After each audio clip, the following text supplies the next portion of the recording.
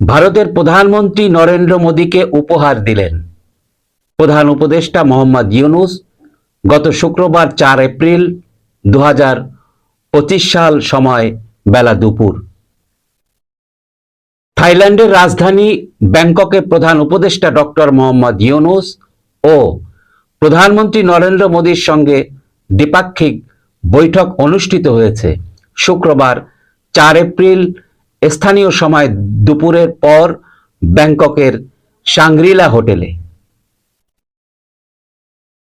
বৈঠক শেষে বাংলাদেশের অন্তর্বর্তী সরকারের প্রধান উপদেষ্টা ডক্টর মোহাম্মদ ইউনূস ভারতের প্রধানমন্ত্রী নরেন্দ্র মোদীকে একটি আলোকচিত্র উপহার দেন। এই আলোকচিত্রটি 2015 সালের 3 জানুয়ারি মুম্বাই অনুষ্ঠিত 102তম ভারতীয় বিজ্ঞান কংগ্রেসে প্রফেসর ইউনূসের হাতে ভারতের প্রধানমন্ত্রী নরেন্দ্র মোদী স্বর্ণপদক তুলে দেন। সেই আলোকচিত্রটি আবার ডক্টর মোহাম্মদ ইউনূস 2025 সালের এপ্রিলে এসে গত শুক্রবার 4 এপ্রিল মোহাম্মদ ইউনূস পুরনো স্মৃতি হিসাবে ভারতের প্রধানমন্ত্রী নরেন্দ্র মোদীর হাতে মোহাম্মদ ইউনূস স্মৃতি হিসাবে আলোকচিত্রটি মোদীর হাতে তুলে দেন, যাতে পুরনো প্রেম ভালোবাসা আবার জেগে ওঠে। প্রিয় দর্শক, ভিডিওটি মনোযোগ সহকারে দেখার অনুরোধ রইল। চলুন পরবর্তী আলোচনায় যাওয়া যাক।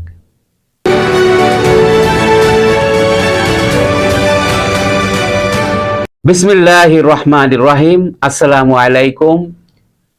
প্রিয় দর্শক শ্রোতা ভাই ও বোনেরা, আপনারা নিশ্চয়ই অবগত আছেন এই অন্তর্বর্তী সরকারের অনেক উপদেষ্টা এবং চামচারা রয়েছে যারা ইন্ডিয়ার বিরুদ্ধে অনেক হুমকি ধামকি, ইন্ডিয়ার সঙ্গে আমাদের কোনো সম্পর্ক নেই, আমাদের কোনো বন্ধুত্ব নেই, আমরা ইন্ডিয়াকে বয়কট করলাম, ইন্ডিয়া আমাদের শত্রু, ইন্ডিয়া কখনো আমাদের বাংলাদেশের জন্য তারা আমাদের ভালো বন্ধু হতে পারে না।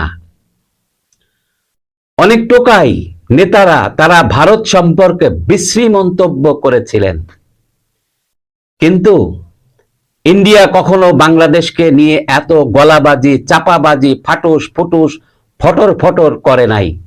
কারণ ইন্ডিয়া জানে বর্তমানে বাংলাদেশে কিছু টোকায়ের আবির্ভাব হয়েছে। তারা বিভিন্ন সময় বিভিন্ন রকম হুমকি ধামকি, ভারতের বিরুদ্ধে, নরেন্দ্র মোদীর বিরুদ্ধে নানান রকম গুজব প্রভাকাণ্ডা ছড়িয়েছে, কিন্তু ক্ষতি হলে বাংলাদেশের হয়েছে, ইন্ডিয়ার কিছুই হয়নি।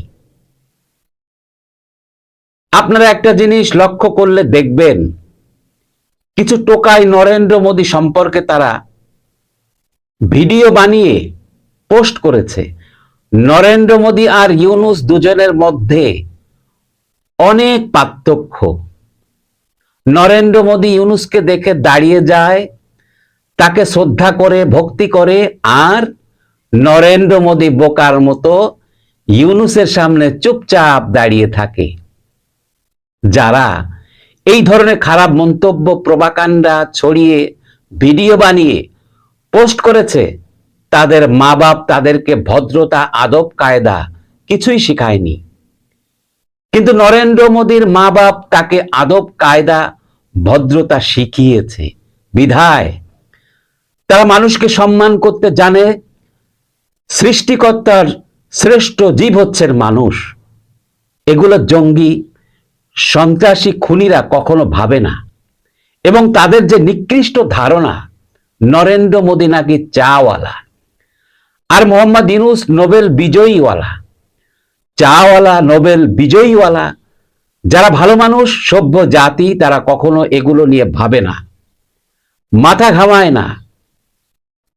যে চাওয়ালা সেও কর্ম করে খায়, যে নোবেল বিজয়ী সেও কলমের গুতা মেরে গরিব দুঃখী সাধারণ জনগণের রক্ত চুষে খায়।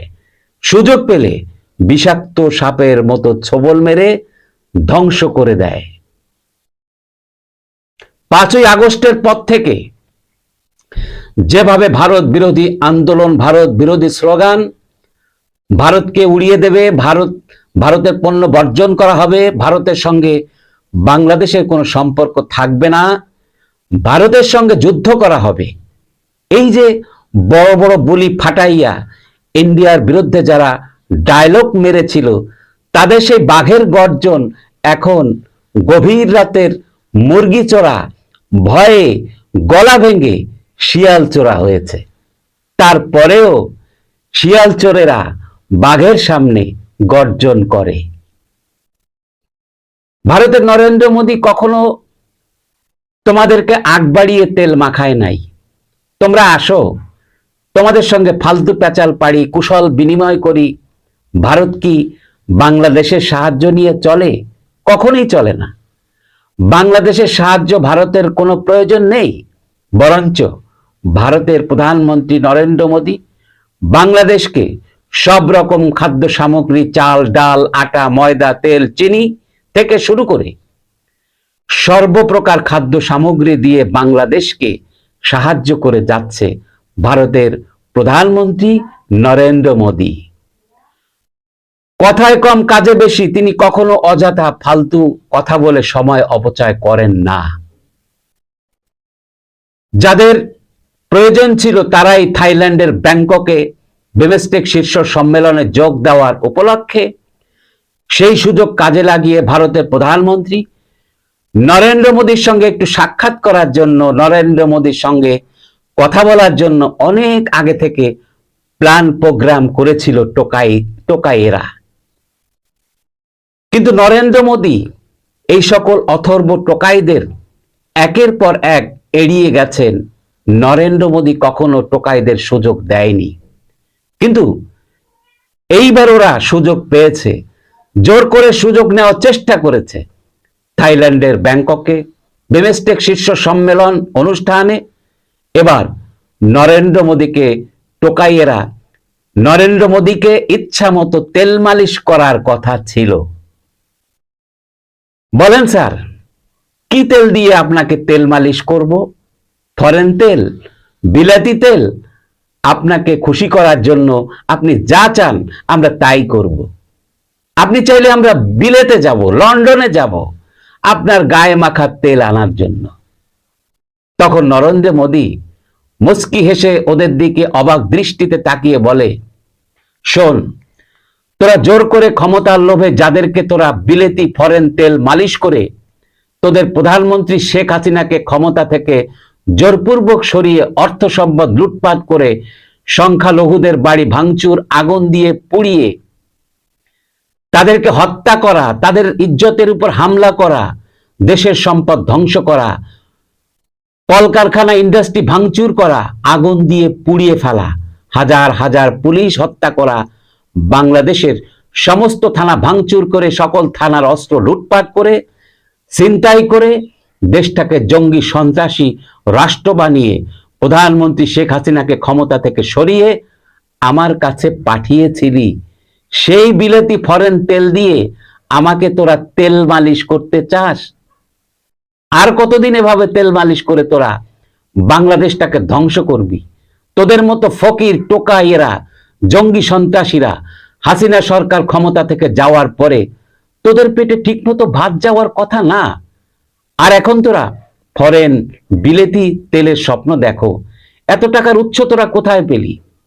তোদের বিলেতি ফরেন বাবারা তোদেরকে জোর করে ক্ষমতায় বসিয়েছে। আমিও নরেন্দ্র মোদী দেখতে চাই তোরা জোর করে কতদিন ক্ষমতায় থাকতে পারো। তোদের সঙ্গে আমার বৈঠক এই পর্যন্তই শেষ, তোরা এখন আসতে পারো। টোকাইদের সর্বশেষ রিকোয়েস্ট, স্যার সবশেষে আপনাকে একটা রিকোয়েস্ট করি স্যার, ওই যে 2015 সালে আমাদের স্যার ডক্টর ইউনূসকে যে স্বর্ণপদক আপনি আপনার নিজ হাতে আপনি দিয়েছিলেন, সেই আলোকচিত্রটি যত্ন সহকারে রাখার জন্য আপনাকে রিকোয়েস্ট করছি স্যার।